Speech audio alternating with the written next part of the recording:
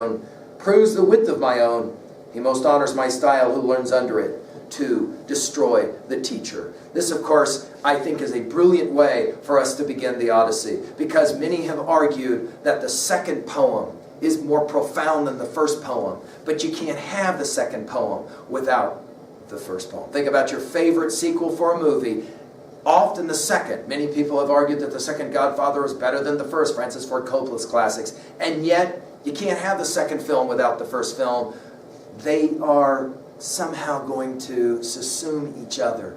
And to that degree, you have this beautiful idea of growth. I think it's a compelling symbol and word picture that at the very end of the Odyssey, Odysseus reminds Laertes that when Odysseus was young, Laertes gave him for a gift trees and the vineyard.